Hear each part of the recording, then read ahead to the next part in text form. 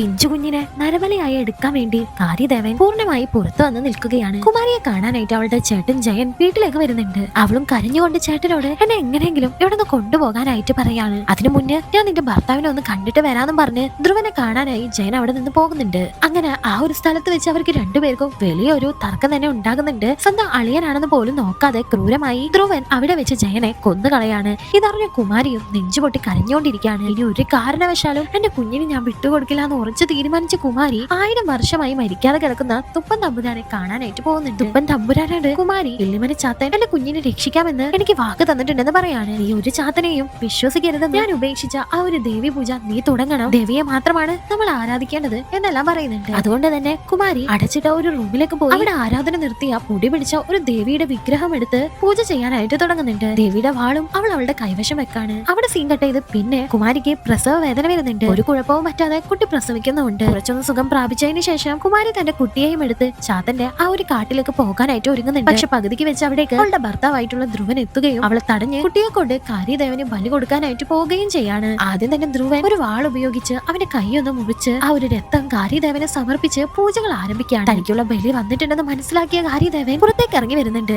കുമാരിയും ദേവിയുടെ ആ ഒരു വാളെടുത്ത് ആ ഒരു സ്ഥലത്തേക്ക് തന്നെ വരാണ്. ഇല്ലിമല ചാത്തൻ താൻ കൊടുത്ത വാക്ക് പാലിക്കാനായി കുട്ടിയെ രക്ഷിക്കാനായി സംഭവ സ്ഥലത്തേക്ക് എത്തി. ആദ്യം തന്നെ ചാത്തൻ ധ്രുവനെ അടിച്ചിടുന്നുണ്ട്. അത് പോരാഞ്ഞിട്ട് ഇല്ലിമല ചാത്തനും കാര്യദേവനും തമ്മിൽ അവിടെ ഒരു വലിയ യുദ്ധം തന്നെ ഉണ്ടാകാണ്. ഇതിനിടയിൽ വന്ന കുമാരി കുട്ടിയെ എടുക്കാനായിട്ട് വരുമ്പോ മുന്നിൽ കാര്യദേവൻ വരുന്നുണ്ട്. അവൾ അവളുടെ കയ്യിലുണ്ടായിരുന്ന വാള് കൊണ്ട് കാര്യദേവനെ ഒരു വെട്ടുന്നുണ്ട്. ഇപ്പൊ മാറി മാറി കാര്യദേവനും ചാത്തനും തമ്മിൽ ഫൈറ്റ് നടന്നുകൊണ്ടിരിക്കുകയാണ്. അവർ രണ്ടുപേരും അടുത്തുണ്ടായിരുന്ന ഒരു ഗുഹ പോലുള്ള സ്ഥലത്തേക്ക് വീഴുന്നുണ്ട്. കുമാരിയുടെ ഭർത്താവ് ധ്രുവൻ നരബലി കൊടുത്തേ പറ്റൂ എന്ന് കരുതി കുട്ടിയെ കൊല്ലാനായിട്ട് ഒരുങ്ങുമ്പോൾ അവളുടെ ഭർത്താവാണെന്ന് പോലും നോക്കാതെ കയ്യിലുണ്ടായിരുന്ന വാൾ ഉപയോഗിച്ച് ധ്രുവന്റെ നെഞ്ചിലേക്ക് അത് കുത്തി ഇറക്കി അവനെ കൊന്നു കളയുന്നുണ്ട്. അതിനുശേഷം ആ ഒരു ഗുഹക്കുള്ളിൽ നിന്ന് കാര്യദേവന്റെ നാക്ക് വെട്ടി അത് കയ്യിലായി പിടിച്ച് ചാത്തൻ വരുന്നുണ്ട്. അങ്ങനെ ചാത്തന്റെ പ്രതികാരവും അവൻ കൊടുത്ത വാക്കും സംരക്ഷിച്ചുകൊണ്ട് ചാത്തൻ തിരിച്ചു പോകുന്നുണ്ട്.